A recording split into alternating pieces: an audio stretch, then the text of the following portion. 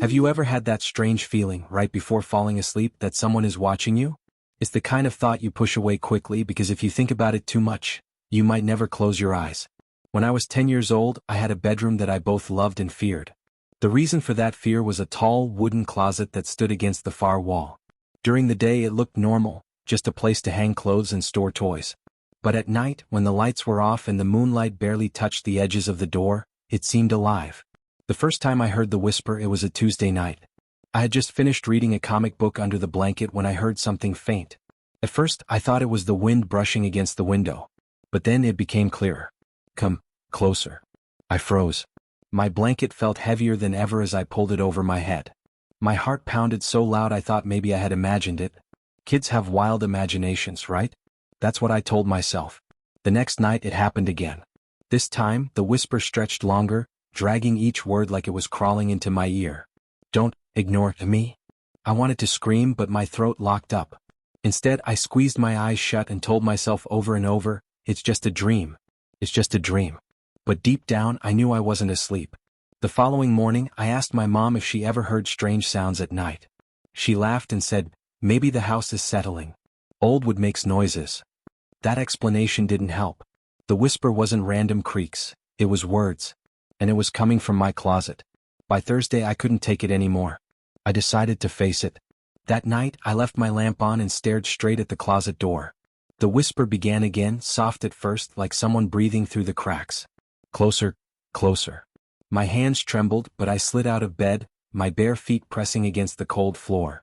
Each step toward the closet felt like walking into a trap. The knob looked darker than usual, like it was waiting for me. I reached out, and the whisper stopped. Silence filled the room. My lamp flickered once, then steadied.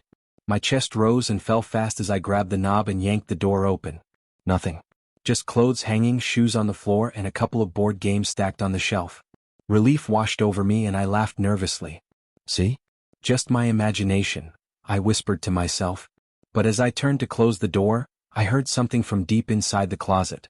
Not a whisper this time, more like a giggle. It wasn't mine. I slammed the door shut and ran back to bed, burying myself under the covers.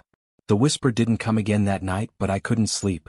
My eyes stayed wide open until morning light filled the room. The next day, I convinced my dad to move the closet out of my room. He complained about how heavy it was, but eventually we pushed it down the hall into the storage room. I thought I was free. But that night, as I settled into bed, I heard it again. Not from the storage room. From the empty corner where the closet used to stand. Closer, closer. That's when I realized something terrifying. It was never the closet whispering. It was the shadow that lived inside it. If you enjoyed these scary bedtime stories, don't forget to like, share, and subscribe for more chills.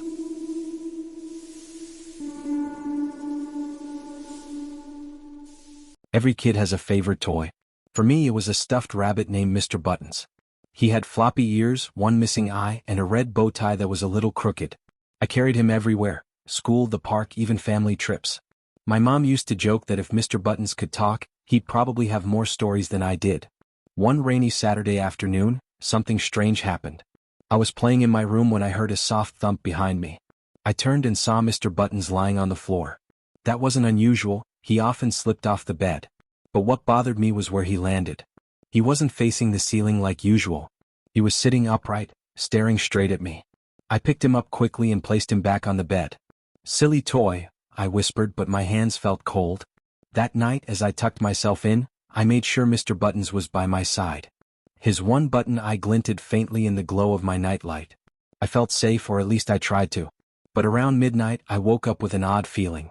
My room was quiet except for the tapping of rain on the window. Something urged me to look toward the chair in the corner. Mr. Buttons was sitting there. I hadn't put him there. My stomach twisted. I told myself I must have sleepwalked and moved him without remembering. I grabbed him, hugged him tightly, and whispered, "Stay here, okay?" before pushing him deep under the blanket. The next morning, my mom came in to wake me. Her eyes narrowed. "Why did you leave your toy on the desk?" I sat up fast. Mr. Buttons was perched neatly on my desk, his crooked bow tie pointing at me like he was smirking. That's when the whispers began. Not like the whispers of a human voice, but the faint creak of fabric stretching, as though something inside the toy was moving. "Play with me," I dropped him instantly. My hands shook, but I forced myself to pick him up and stuff him inside my toy chest, slamming the lid. The sound echoed in my ears all day. That night, I heard the creak again.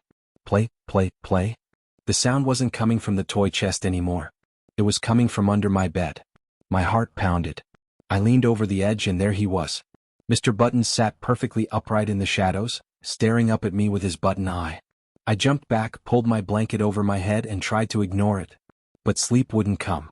The whispering grew louder. The creak of fabric. The dragging of tiny stuffed feet across the floor.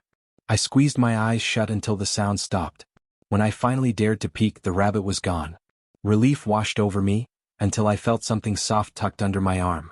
It was Mr. Buttons. The next morning, I told my mom what was happening. She looked worried and said, "Maybe it's time we let Mr. Buttons go." She placed him in a donation box and left it by the front door. I was relieved. But that night, as I turned off the light, I noticed something on my pillow. A red bow tie. And then, right by my ear, the faintest whisper. Play, forever.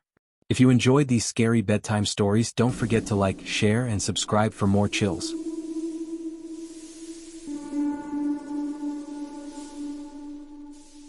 Every kid is afraid of something hiding under the bed. Monsters, ghosts, or maybe just the dark itself. Most of the time, those fears fade away as you grow older. But when I was 9, I learned that sometimes, the fear is real. It started on a Sunday night. I had been reading a book about pirates when I heard a soft scratching sound beneath me. At first, I thought it was my dog. But then I remembered, our dog slept downstairs in the living room. I leaned over the edge of my bed. The shadows beneath were deep, darker than they should have been. I whispered to myself, "It's nothing. Just the house creaking." Still, I pulled my feet up and hugged my knees. The next night it happened again. This time the scratching was louder. Like nails dragging across the wooden floorboards. My lamp flickered, and for just a second I thought I saw something shift under the bed. Something black moving against the darkness. I told my parents, but they laughed and said, "Maybe you should clean under there. Probably just dust or mice." But I knew better.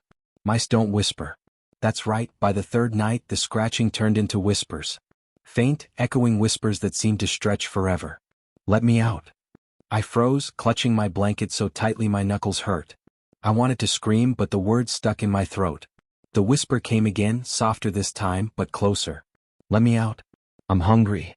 My whole body shook. I reached over and turned on my lamp. The whisper stopped instantly. The silence was worse somehow, like the thing under my bed was waiting for the light to go out again. For days, I avoided my room as much as possible. I slept on the couch, claiming I wanted to watch TV. My parents thought it was just a phase. But one evening, they insisted I return to my bed. "You're too old to be scared of the dark," my dad said firmly. That night, I lay there staring at the ceiling, my lamp glowing faintly beside me. I promised myself I wouldn't look under the bed. But then the scratching started again, slow and steady like claws raking the wood. And then the voice. "Look at me." I couldn't help it. My curiosity won. I leaned over the side of the bed and let my eyes adjust to the shadows. At first I saw nothing. Just the empty floor. Relief washed over me and I started to pull back. But then, 2 glowing eyes opened wide, staring straight into mine. I screamed and stumbled backward, slamming against the wall. My lamp flickered wildly, casting shadows that stretched across the room. The thing under my bed began to laugh. Not a happy laugh, but a deep, hollow one that made my skin crawl. I ran to my parents' room, tears streaming down my face. They searched under the bed with a flashlight, but of course nothing was there. They said I'd had a nightmare and tucked me back in. But as they left and the door clicked shut, I felt it again, the weight of eyes watching me. I dared not move. Slowly, from under the bed, a hand slid out. Pale, bony fingers stretched across the floor, reaching toward me. I couldn't scream. I couldn't breathe. I just stared as the hand clawed its way closer. Then, just as it brushed against my blanket, the first rays of morning sunlight broke through the window. The hand vanished. Since then, I've never slept with my feet dangling off the bed. Because I know the shadow is still there, waiting for the night when I forget. Waiting for me to lean over again. If you enjoyed these scary bedtime stories, don't forget to like, share, and subscribe for more chills.